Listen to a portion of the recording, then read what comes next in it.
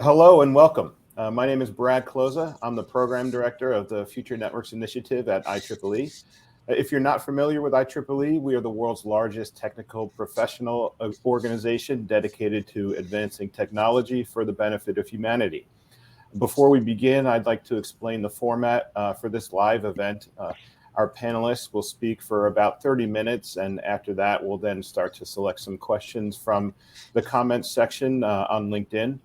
So please feel free to submit any questions you might have for our speakers in the comments field, and we'll get to as many of them as we can.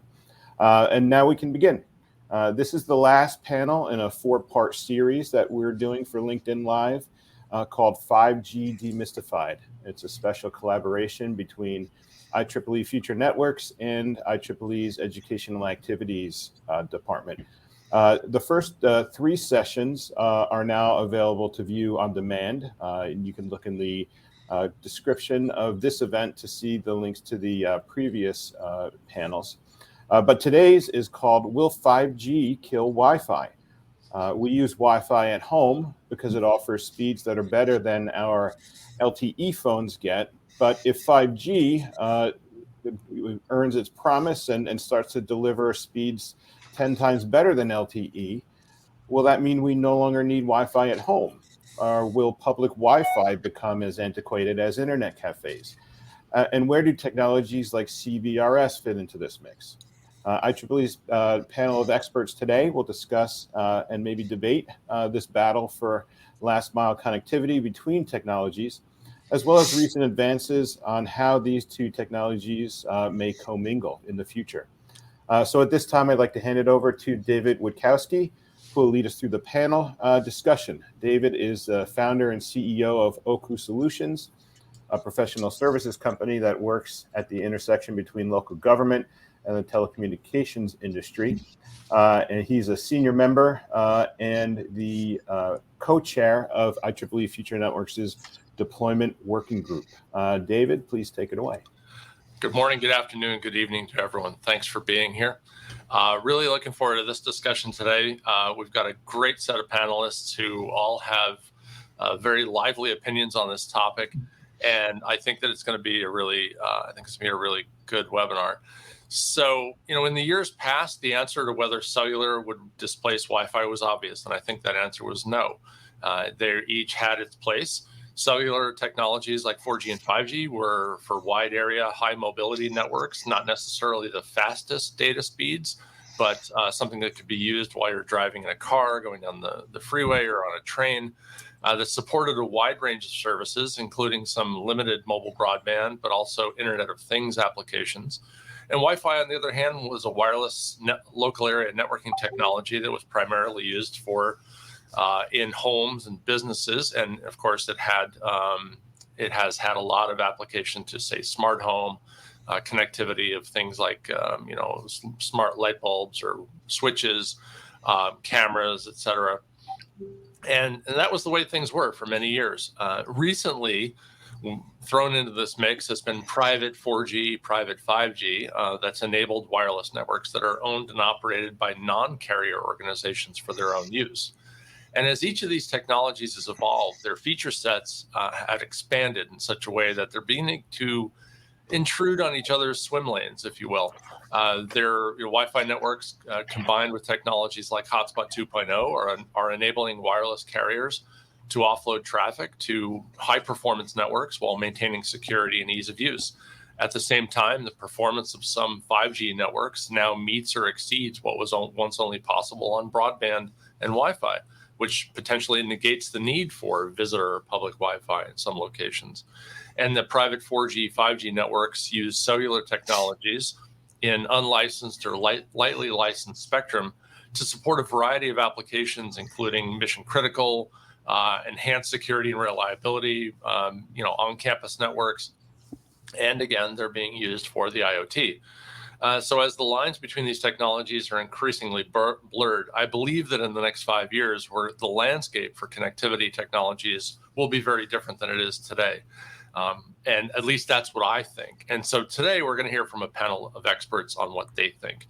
My guests today are Dan Warren, who's the Director of Advanced Network Research at Samsung Research UK, Klaus Hedding, who's the CEO and Chairman at Wi-Fi Now, and Richard Bernhardt, who is a Senior Director for Spectrum and Industry at the Wireless Internet Service Providers Association. I'm going to allow each of them to introduce themselves. I'll start at the top of the list that I just gave. Dan, why don't you say hello to the audience and give us a little background? Thanks, David. Hello, everybody. Yeah, so my background is kind of, I was asked to participate in a panel to kind of be the guardian angel of the 3GPP world, of the macro cellular wireless industry. My background is a little bit more complicated than that, perhaps. So I am a long-time 3GPP delegate from past history working for Nortel and Vodafone. I then worked for GSMA for 7 years, where I did all kinds of interesting things, like led the definition of voice over LTE, did a lot of work on LTE roaming. But that also led me then into other areas of roaming, including Wi-Fi roaming. So at the GSMA, I did a lot of work in partnership with the WBA as well, helping them understand how mobile roaming worked and to bring some of that best practice into the initial stages of what became Hotspot 2.0 and Passpoint. So to kind of answer the headline question and I'll try and keep it fairly short, and I'm going to extend David's analogy of swim lanes, right? So I think that in the established swim lanes right now, Wi-Fi has a very clear place where it swims very nicely in home broadband, sitting on the end of a fixed line access network, and then distributing connectivity throughout the home for a whole bunch of reasons. And then also when you go out into hotels and into maybe not internet cafes, but just straightforward cafes where you find the Wi-Fi and you find somewhere slightly more pleasant to work, particularly during the school holidays. And then on the other side, there's macro cellular coverage where we sell thousands, tens of millions of shiny devices like this, and laptops and tablets, and a few IoT devices as well, which connect into a standardized 3GPP defined technology with allocated spectrum and fairly good security, which has a whole value statement around that. Where we're getting to now, though, is perhaps we're coming out of the swimming pool and going into a bit of open water swimming where there aren't such defined lanes, right? So there's a whole bunch of new space where it's essentially greenfield. When you move into things like industrial IoT, but also where industrial IoT goes outside of a factory or outside of a warehouse or outside of a barn and goes out into a field, you have this interplay between the use cases and the user experiences and the devices which are being implemented against, which means that it's not quite so obvious whether Wi-Fi or a cellular network technology is the right solution anymore. And then it comes down to understanding what the enterprise that's deploying in that model actually wants and which technology is best. And so to complete my kind of long-winded introduction to who I am as well, I also spent 2 years trying to escape telecoms and working at a system integrator where where you find quite quickly that system integrators don't really care what technology it is. It's just about meeting the customer requirements, and they sit in that sweet spot between the mobile network operator or the ISP or the connectivity provider of whatever kind and the enterprise, and they cludge things together. They make a solution of whatever component parts make sense at the price point to meet the KPIs that are needed. Whatever technology, doesn't matter. It just has to do what's required, meet the KPIs, and provide somebody on the end of a phone line to get shouted at when it goes wrong. That's great. Well, thanks for going with my swim lane analogy. Appreciate that. And so I'm going to move down to Klaus. And so Klaus, why don't you give us an introduction and then maybe some quick comments on my intro. All right. Excellent intro, by the way, David. It's great to be here. It's a wonderful topic. And just from your intro, we could probably carry on for 4 or 5 hours because there's so much in there already, as we also discussed during the drive-in. So just very quickly, my name is Klaus Hedding. I'm the CEO and chairman of Wi-Fi Now. Wi-Fi Now has been, shall we say, the evangelical and marketing arm of a big chunk of the Wi-Fi industry, I guess, now for coming up on 8 years.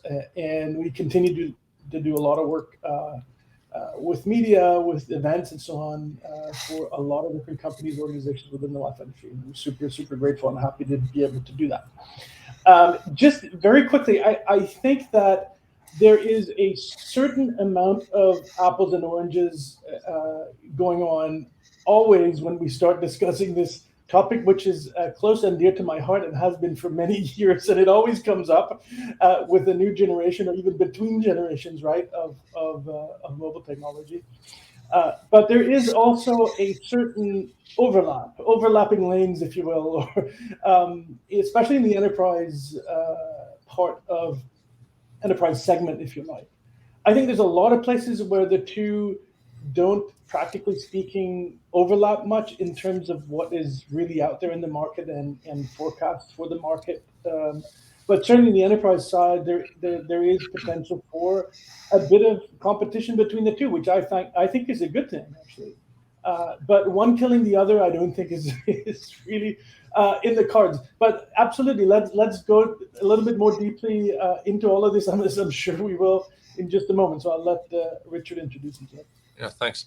So Richard, why don't you introduce, and then maybe you want to make some comments on my intro or comments that Dan and Klaus have already made. Sure. I agree 100% with what Dan said. I agree 100% with what Klaus said. I never agree with what David said, so forget that. My name is Richard Bernhardt. I'm the now Senior Director and Head of Spectrum and Industry for the Wireless Internet Service Providers Association. I also sit on a number of different standards organizations, including the Wireless Innovation Forum, which designed the standards for CBRS and is presently working with the Wi-Fi Alliance on developing the standards for the new unlicensed 6 gigahertz, at least in the United States, and extending beyond that where harmonization takes place. It's my pleasure to work with all of you. And in terms of the lanes and the use and the conflict and will one kill the other, no, they will not kill each other. It is quite simple. There is enough space in this ocean, in this swimming pool for all of these uses. And quite frankly, the ones that are going to come in the future, and I must say not in the very distant future, whether it's starting with 2G and going to 3G and then going to 4G and then going to 5G and then going to NR or SA and NSA, then looking at 6G and 7G. And one of my guys at our Wispapalooza event started talking about 9G. He said he's the owner of 9G and nobody can stop him. I think I know that guy, by the way. on the Wi-Fi side, we have the old days of the slow Wi-Fi and everything interfered with everything. And then we started getting into real Wi-Fi, where Wi-Fi was sort of the capitalist punch. And by a capitalist punch, I say I'm working on 3.1 to 3.45 with the Congress right now. And there's a hustle and tussle about using licensed and unlicensed and CBRS type techniques.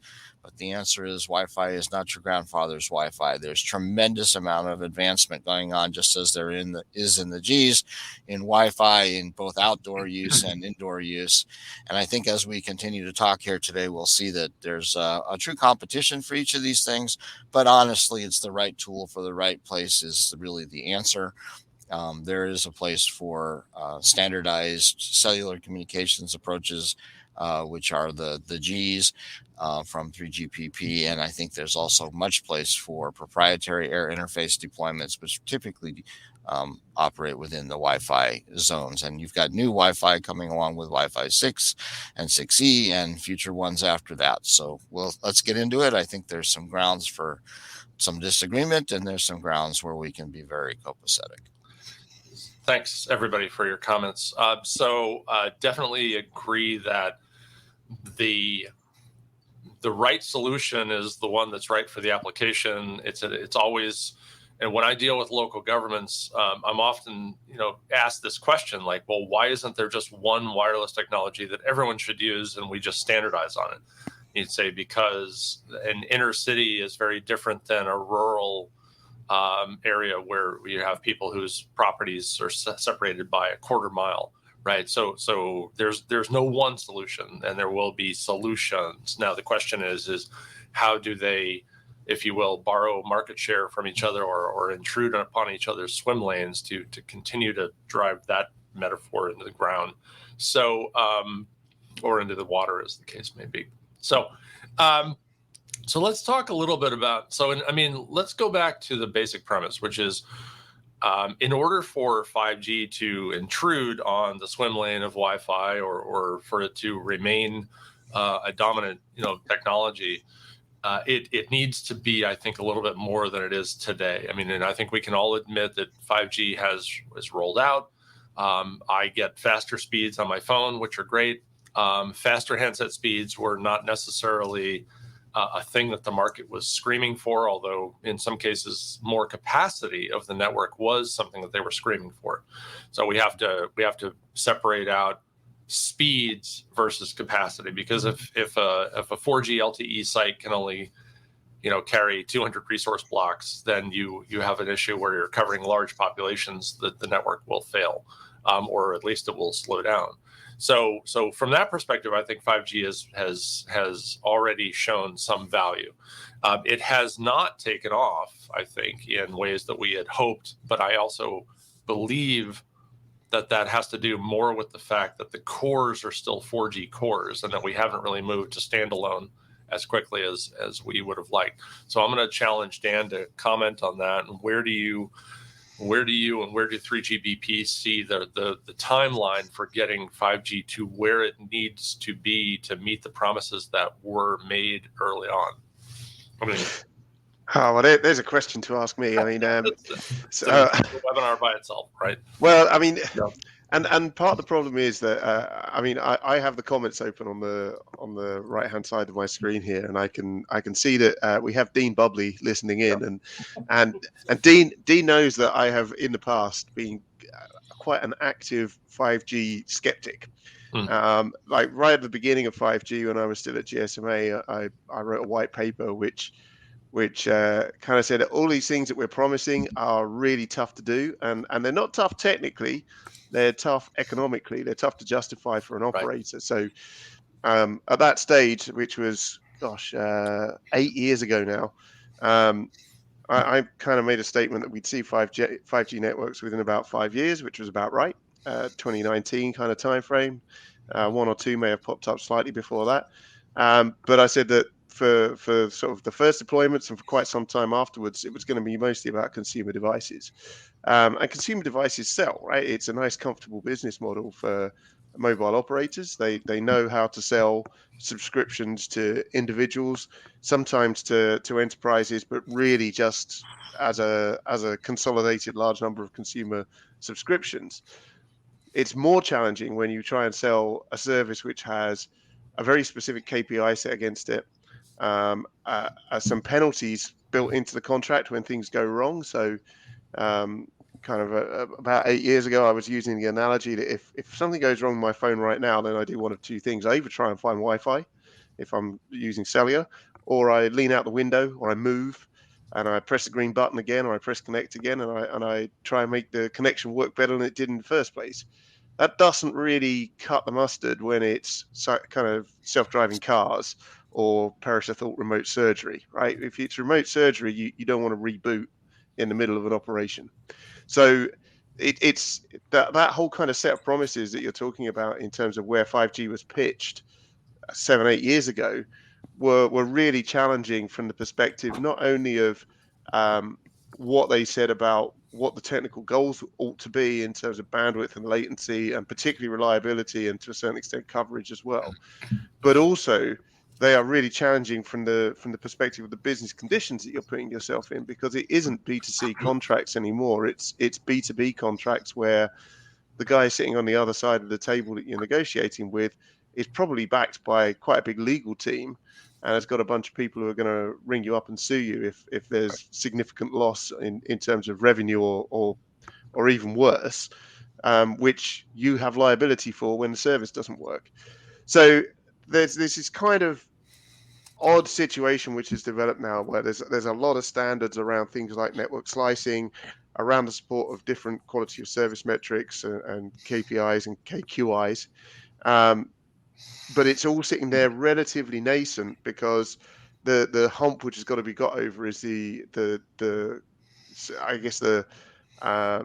the expectation in the operator side that they can actually deliver a service which is going to have all of these capabilities within it and is not going to lead them into some really bad reputational or liability issues. And it's just that kind of watershed moment when somebody gets it right, then suddenly the floodgates open and everybody will step in. But on the flip side to that, I think that's kind of true for anything that we go down into this line. You know, a lot of regardless of what the technology is, even if it's fixed, if something goes wrong, there's liability associated with it. If it's in industrial IoT, the only thing with fixed is that it's a physical wire, but people pull plugs out, people trip over wires on the floor. And one of the things about having a wireless connection is that you don't have all of that kind of accidental breakage. You just have wireless, which is got its own challenges. I think the key thing that you said, well, besides the fact that you said you're a 5G skeptic, but your Twitter bio says you're a 5G realist. So well, that's the same thing, I think. Is it? Okay. All right. Maybe. I suppose it depends upon your perspective, but I think the key point that you made that I totally agree with is previous generations of cellular have been largely a business to consumer, right? Yeah. We see an ad on TV. I want my new phone. I want it to do better things than my old phone, so I go buy the new phone to get the G that does that. Now 5G is a business to business play, and carriers, marketing departments, sales departments aren't necessarily there yet. They need to change. And if you've been selling to consumers for many years, and now you have to sell to another company, to your point, you have legal issues, you have contract negotiation, you have performance issues, service quality issues. That you not issues, but you have things that you need to promise. You need to promise to deliver. And so I think that's really one of the things that will have to change in order for 5G to fully realize the prediction for edge computing and the IoT and such like that, because you're not really selling a whole lot of IoT to consumers. Maybe you are a little bit, but really the IoT probably comes in like a city, right? Right. So that involves a certain contract eligibility obligation. Let me shift to Klaus. So you and I have had many conversations over the years, and we're friends, and we've gone to dinner, and we have these arguments, friendly arguments at dinner. And I tell you that Wi-Fi is never going to be a mobile technology because it was never designed to be a mobile technology. It's a tetherless technology. It's to Dan's point, it prevents you from tripping over the wires. So now we have Wi-Fi 6E coming down the line. We have future generations.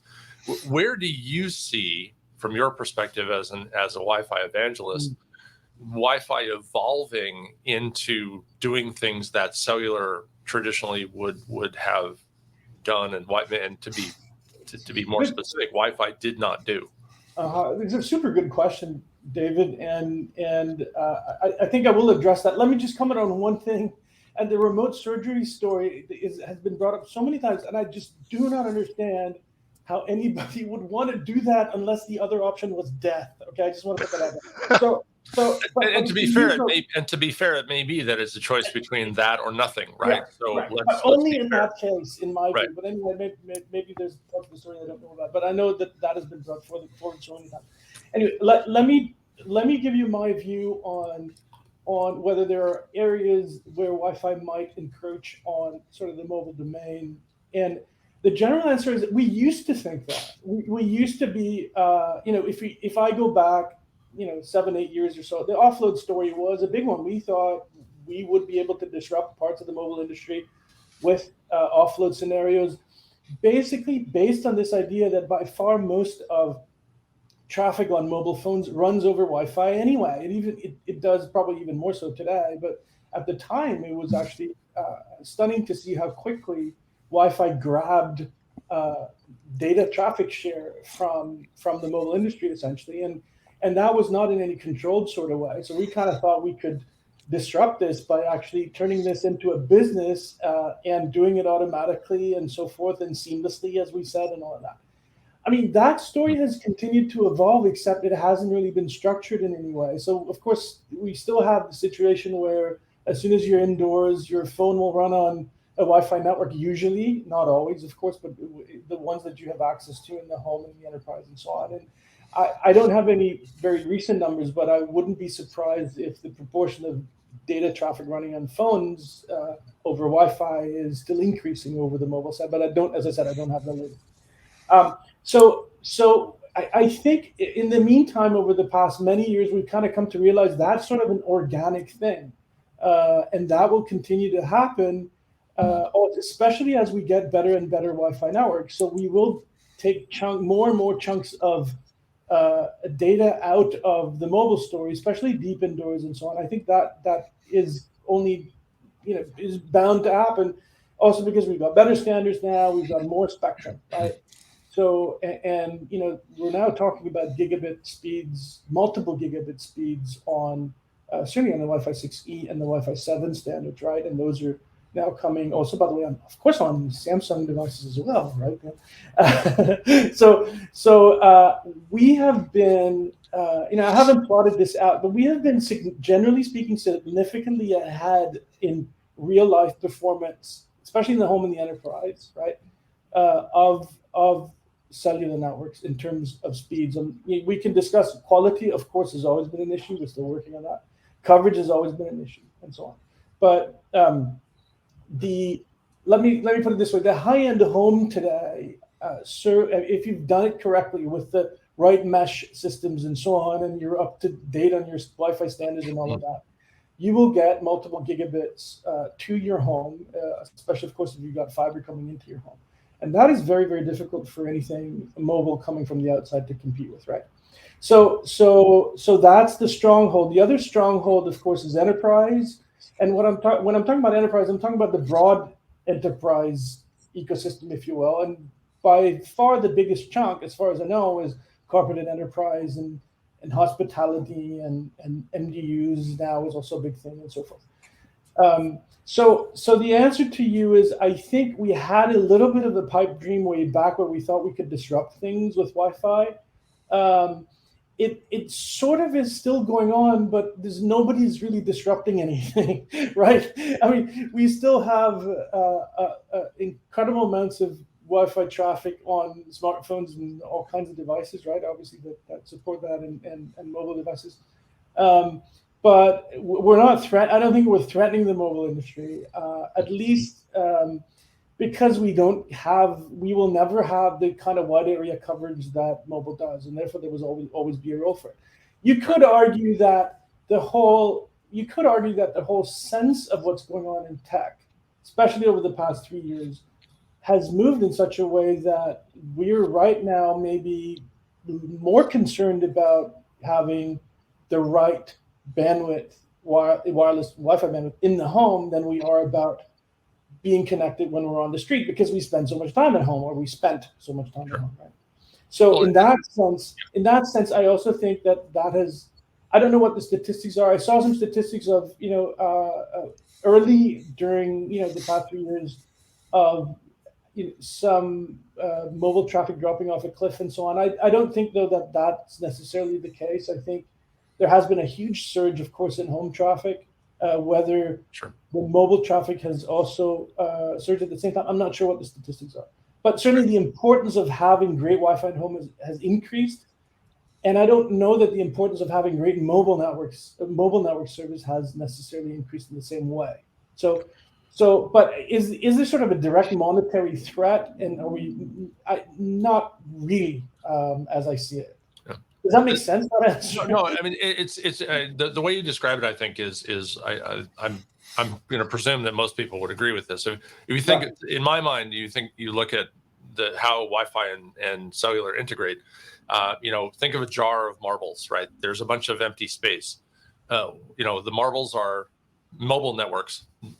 Wi-Fi is the sand that fills in the spaces around, and you can pack that jar full, right? You can get full coverage by adding sand in between the marbles, and Wi-Fi is that. So, so Richard Bernhardt, your WISPA, you implement networks, or at least you're involved with people who implement networks. You see this from the practicality perspective. Dan talked about meeting customer requirements. From your perspective at WISPA, Why don't you introduce yourself, and then let's hear from you as to what you think about what's been said and your opinions. Yeah. Again, I'm Richard Bernhardt. I'm the Senior Director for Spectrum and Industry for the Wireless Internet Service Providers Association. We have about 1,000 members made up of fixed wireless and even non-fixed wireless ISPs and the suppliers and service providers to the industry. I don't think two WISPs look the same. You gather at our two trade meetings each year and compare stories. And while there are links and lines that are similar, pretty much everything about what they do, it has a unique aspect to it. So some are delivering in really rugged mountainous territory. Others are delivering signals to flat desert areas, and others are delivering in some mix thereof of many, many different types of circumstances. They go from the very dense New York City, Los Angeles, Washington, D.C. density type of areas to cities like where I have a cabin up in rural Oregon, where there's 200 houses in the entire area, and they're miles apart from one another in the mountains. And delivering a signal isn't the same to each of those. And it's not the same for mobile, and it's not the same for fixed. So you have to be able to blend and use the right tools in order to deliver the signal and the service that they need. I've now heard both Dan and Klaus use that dreaded term gig. Gig makes me gag. Gig makes me gag because if you look at the statistics across the United States of actual usage, both upload and download, and even especially download when you've got all those kids at home watching Netflix and playing games, doesn't come anywhere close to a gigabit per second or a gigabit throughput. And on the upload, it's an even smaller number.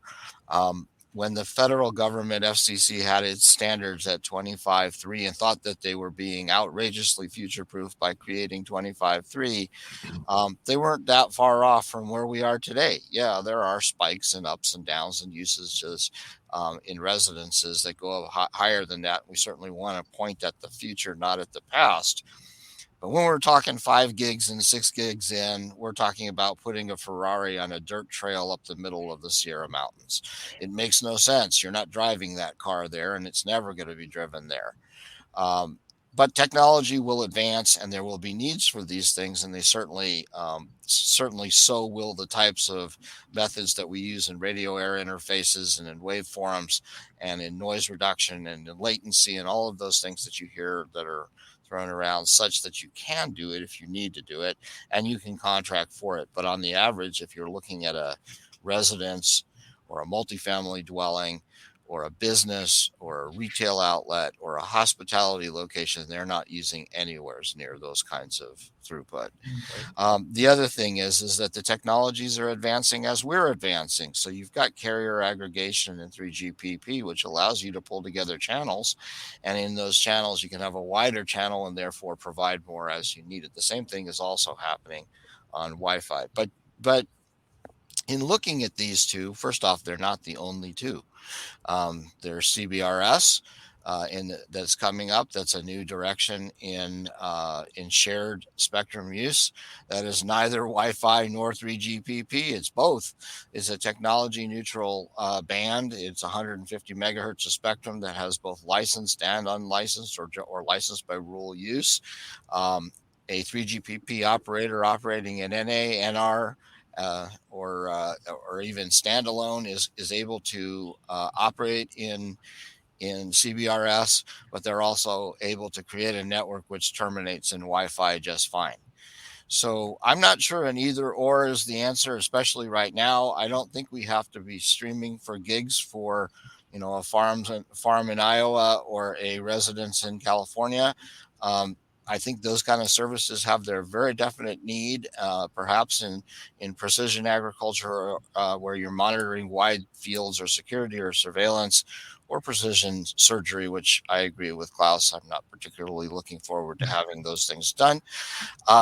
But as a general fact, it gets back to having the right tools. And I'm really hoping that we don't try to make one direction the only direction, because no competition or reduction in competition, even in standards and even in wireless types, shuts down the avenue for R&D, shuts down the need for moving forward. And the more we have that pressure around us, the better off we are. Thank you. I definitely agree with the comments, especially about the whole, sort of but not pick winners. I mean, I've been watching and you mentioned CBRS, which of course is a U.S. standard, but throughout I imagine that at some point around the world we're gonna start to see CBRS like implementations. Maybe Dan, you're aware of some non-U.S. implementations of something similar to CBRS, but I was disconcerted in the United States because there was a proceeding at the Federal Communications Commission that I had been working on some CBRS networks we had deployed, and we filed comments with the Federal Communications Commission, arguing against this notion of what they wanted the standard to be 100 megahertz up and down. To your point, right? Very few people use that much bandwidth, at least individually. But in a family of 4, perhaps 100 makes sense. But I don't know that 100 megahertz symmetrical makes sense. When we filed our comments, they were very specific, like, no, we're not going that way. And I think the challenge is that, there was a sort of notion that fiber would be the solution to everything. And it felt like the United States government was picking winners in that regard. And I think, thankfully, they have backed off on that position. And in fact, there was just an article by Jock Given in the Journal of Information Policy that I saw yesterday that was talking about, wireless ISP, wireless broadband being a solution. And I think you're right that in some locations, rural, for example, it may be that point to multipoint or point to point links and wireless are the only way to do connections. Having worked recently with a local wireless ISP, putting together a proposal, that was the argument that they made, was it's simply faster. And my understanding is that in Northern Europe, they're moving away from fiber for economic reasons. They're moving towards wireless links because they're simply a better use of government funds. And so I think we all agree that that the solutions will be what they need to be to solve the problem. And it's nice to have a toolbox of technologies. And so from that perspective, then I think one of the things I wanted to talk about real quickly was this kind of notion of peer deployed networks. And we probably all remember the old days of, like open Wi-Fi. Remember the days when there was this notion that everyone was going to open up their Wi-Fi access point. We were all just going to use each other's Wi-Fi. Of course, without encryption, that was a really bad idea, right? But in the early days of people getting together in their apartment complexes and all agreeing to have, like the same SSID, maybe that would work. But then, like, for example, Comcast in the United States, the cable provider, does have their Xfinity Mobile, which is a Hotspot 2.0 based technology. And I admit to having a fascination with Hotspot 2.0 because I think that it solves a lot of the things about Wi-Fi that make me upset, which is whenever I want to use Wi-Fi, I have to go on, I have to sign in, I have to click that little, EULA, I have to agree to their terms. And I think we can all agree that captive portals suck, right? So Hotspot 2.0 does not require that. And that's what effectively Comcast has done is they've created a network of access points which people use in their homes. And so it's not peer deployed, but it sort of is in a way. And then, of course, Helium had tried to do like sort of self-deployed they talked about what they called 5G, which was actually not 5G, which was CBRS. And then there was that company, Ukama, which, as I understand, was a former Facebook employee who was putting together this notion that we would all deploy CBRS access points at our homes and we would participate in some sort of roaming agreement. And maybe there was some crypto coin that we would earn by carrying traffic for each other. which is similar to a certain extent to how Hotspot 2.0 works, right?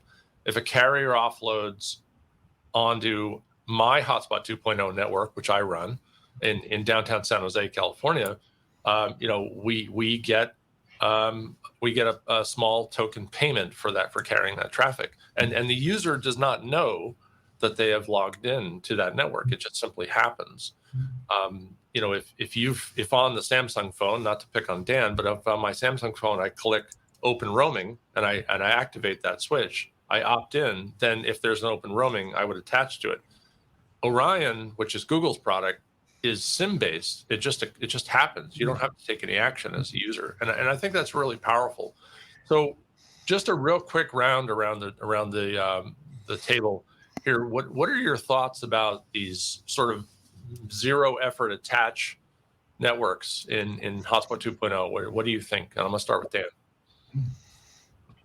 Yeah, I mean, I think they're great when they work, right? So going back to my time at GSMA, we had we did the work with the WBA. We put PassPoint on top of the Wi-Fi at Mobile World Congress. I think the first year we ran that trial, we had 9 people attached to it, and it was available to 11 separate mobile operators. So you could do SIM-based authentication from. I'm not going to name names about which mobile operators they were, but they were a fairly diverse spread globally as well. And yeah, I think we had 9 people use it, and I certainly tried to, and it didn't work for me. I think probably more successful. If you're a BT broadband customer in the UK, fixed line broadband customer, you can opt into what is now the BT broadband option, but what was used to be FON. So BT bought FON a while back, but it means that if I am prepared to open up my BT hotspot for people who want to sit outside of my driveway to attach to my BT Wi-Fi, then I can attach to anybody else's as well. And that has various kind of niche angles to it, but it still works quite nicely, And when you go somewhere where there's a BT Wi-Fi hotspot and you just attach because you're a BT customer, that's quite a nice little perk to have as a fixed line customer. The bits which I find interesting is where you have the same operator operating Wi-Fi and mobile, and they don't necessarily integrate the two. And I've never entirely worked out why you wouldn't do that as a kind of a customer stickiness option. Yeah. Some do, but not all of them. And then whether you do it through any means of authentication, whether it's whether it's SIM based, whether it's app based, however you go about doing it, it's down to you. But yeah, I think we'll see more of it. It just seems to kind of help with that customer adhesion besides anything else. So my experience on the Hotspot 2.0 has been very different. We have a site that is in a very dense part of downtown San Jose. It's probably the busiest. It would, if there was a center of downtown San Jose, we would be basically adjacent to it in the office where we are. In 1 hour last Friday, which was during the lunch hour, I offloaded 221 connections onto my Wi-Fi network. And those were all cellular offload. And then the previous hour did the same. So basically between the hours of about 11 to 1, I offloaded 442 connections. And now some of those may have been persistent across those hours, but the point is that we're servicing a large number of people. Klaus, what are your thoughts on the Hotspot? Yeah. David, by the way, I have to say I'm totally impressed with your project. We talked about this yesterday, and you have to come on my show to talk about that because I did not know that was going on, and I think that's impressive. Yeah, my white paper is in draft right now, but I will have a white paper, and I want to have that published before I go on your show. But yes, no, absolutely. But we'll do it. I think it's super interesting your specific case. In general, one of the big reasons I believe why, even though it's possible to do this handoff to Wi-Fi networks and back with PassPoint or with anything really, and there's various ways of doing it, is the reason why a lot of mobile operators didn't like that, and this is possibly still the case, is that you could not control exactly when this happens and what network you're handing over to and what you're handing back to, because there is no visibility between the networks, generally speaking, unless you have something like a connection manager and you do other things, right? So the quality, the quality might be seriously damaged if you do that too much. and you might get a terrible result. So I think this is one of the reasons why it didn't take off, and it's probably still a reason why a lot of operators probably don't like it. So that said, I mean, the passpoint standard, I think, it ticks all the boxes. I always also have believed that the ecosystem involvement for it has been the necessary ecosystem involvement for getting this really to a point where everything works beautifully has possibly been too much. So there are still some good cases out there and where this works. Unfortunately, there's also some terrible cases, right, that where it doesn't work and that doesn't do anything for us Right. As an industry. So that's basically my view on it. It's also been a long time coming, right? This project, and we want to support it, of course, also from a Wi-Fi Now point of view because it does provide certain benefits. Let me just make this comment regarding captive portals.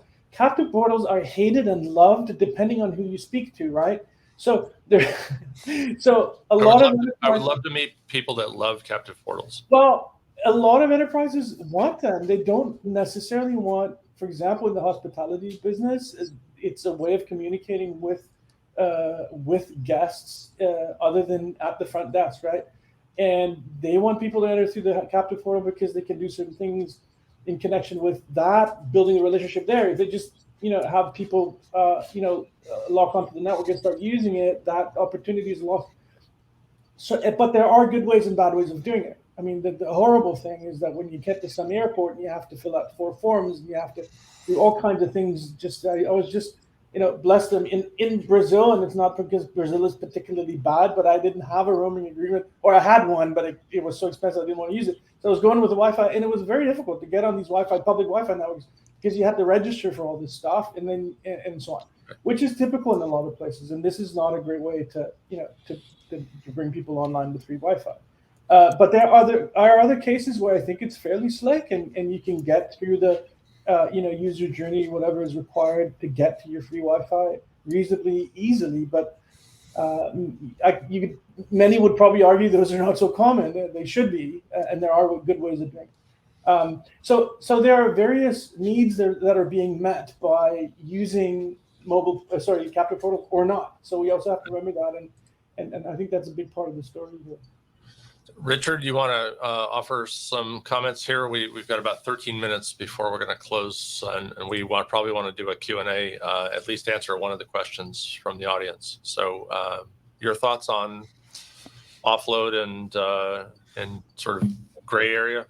Yeah, well, all of this is sort of heading towards the concept of sharing. It's a little different viewpoint of sharing, but it's really the concept of sharing. You have so much available spectrum and available means of communicating, and it's limited. If it's reserved or not used, then you have space where it's not available.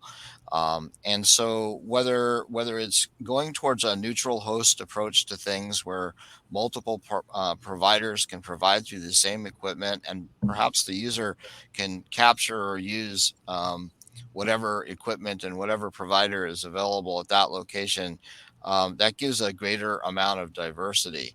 And in CBRS, neutral host is one of those things that is a feature and a function that can happen.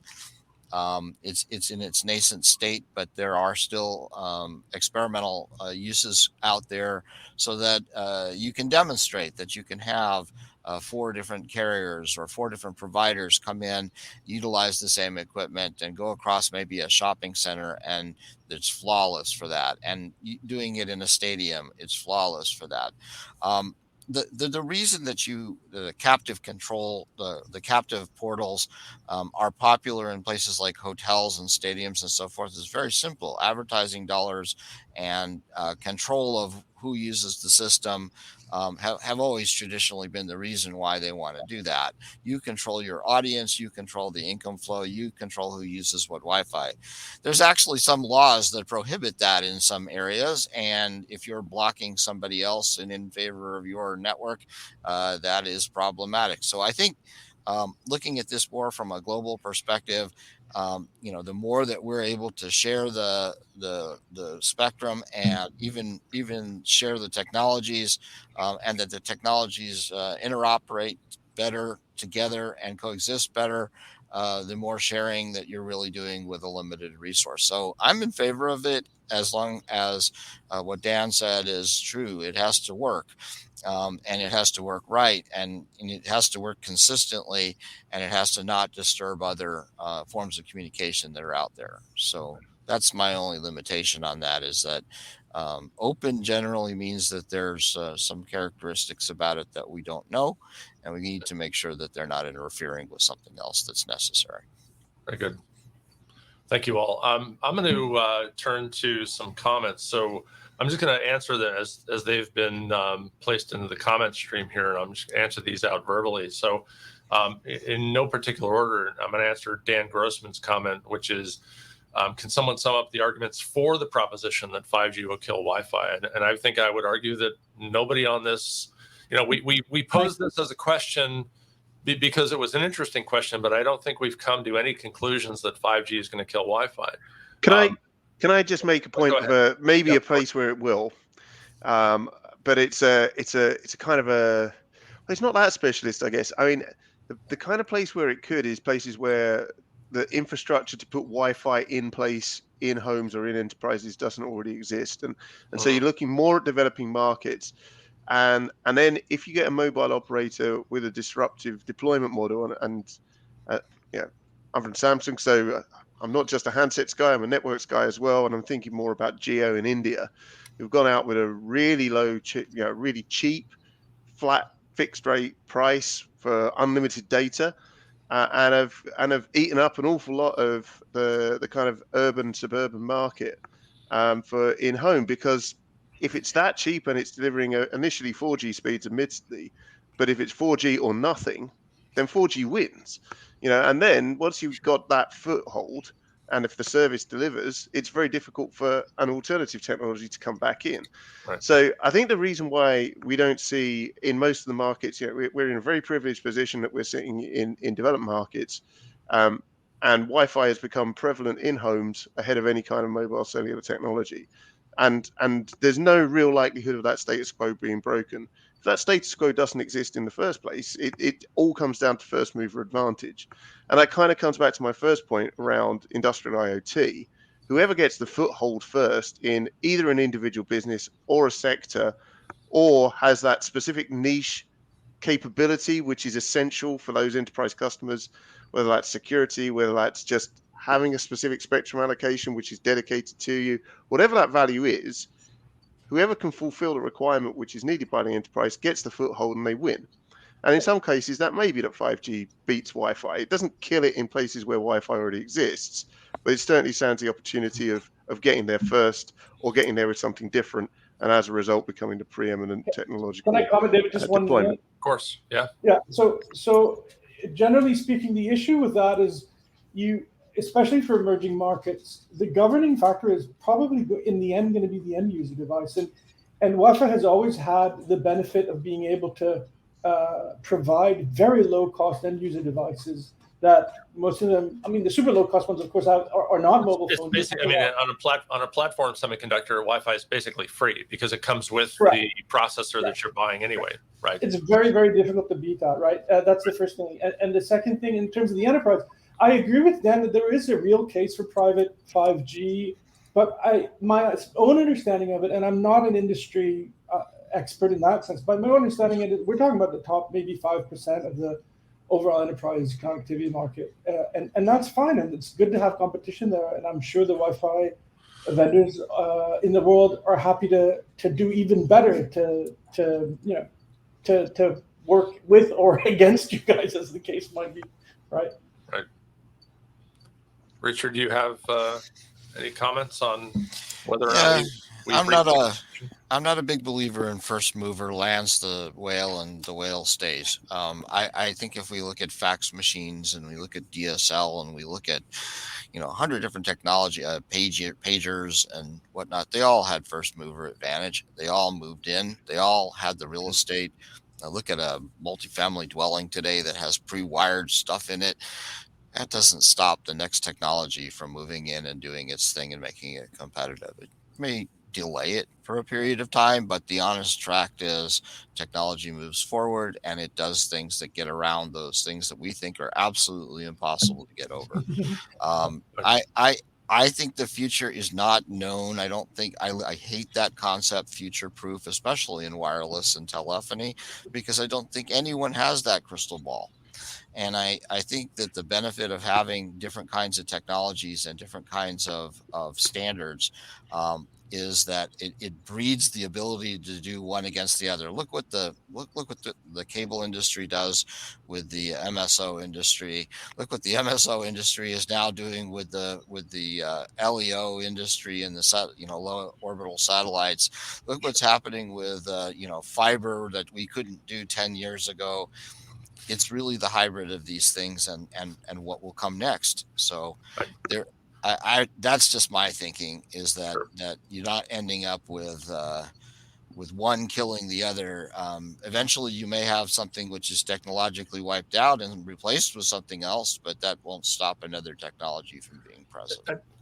I think, just let me close with a comment before I hand it back to Brad. First mover advantage exists in environments where the first mover is protected by perhaps a regulatory situation. For example, the United States government saying that they won't fund overbuild because something already exists. And so you say, well, no, you have your 10.1 ADSL 2+ connection. We're not going to build anything else because you already have a connection. But then they define the standard above that. Now you have the opportunity to fix it. But in a sense, I think these government regulatory paradigms that are restrictive of what they consider to be overbuild do provide the first mover an advantage. Because if you can get in there with something, at least for a period of time, you're protected from having your stuff displaced. And that's his final comment. Now, Brad is here to. Remember we talked about the shepherd's crook, right? So Brad is, it's like the old vaudeville days where the hook has now come out and he has hooked it around my neck and he's going to tell me that we are 3 minutes away and we're going to finish. I just want 20 seconds if I'm Brad, do you want to give class 20 seconds? All right, go ahead. Of course I do. Yeah. Okay. Thank you. Just one final comment. In April of 2020, the FCC gave the world the biggest spectrum gift, I think, in the history of the world, right? And that was 1,200 megahertz of free unlicensed spectrum. And I think for the next 10 or 15 years, that is going to be at the core of what we're going to see in terms of evolution of wireless connectivity. It is just something incredible. And if you told me a year before that was going to happen, I said, no way that is ever going to happen. But it did happen, and it's an incredible thing. And we're just starting to find out now, where that's going to take us. And I don't think we even started scratching the surface of using all that spectrum. But it's fantastic, and it's going to be the future of connectivity. That's how I see it. We will see how it plays out. Brad, thank you for hosting us today. Thank you to the audience for being here. Thanks to the IEEE for enabling this webinar series in 2022. I'm going to hand it back to Brad Closer. You're muted, Brad. Brad, you got to unmute. Yeah, still doing that. 3 years into the pandemic, and you're still doing it. Thanks to all of you, the panelists, and to the audience for tuning in. And especially, I would like to thank you, David, for hosting and moderating all 4 of these series. I think it has been a fantastic conversation from part 1 to part 4, including today's, of course, and I really appreciate it. If anyone in the audience missed any of the first 3 panels that predated this one, you can find the links in the description field just below me right now, and you can go and watch those on demand. This one will also be available on demand right here on LinkedIn. And if you would like to learn more about 5G or Wi-Fi or CBRS and how these technologies could transform industry and society, please visit us at our website, futurenetworks.ieee.org. And that's all. Thank you very much and have a great day. Thanks to the panelists. Thanks, everyone. Appreciate you being here. Thanks, everyone. Great to Thanks, be here. everybody. Appreciate it.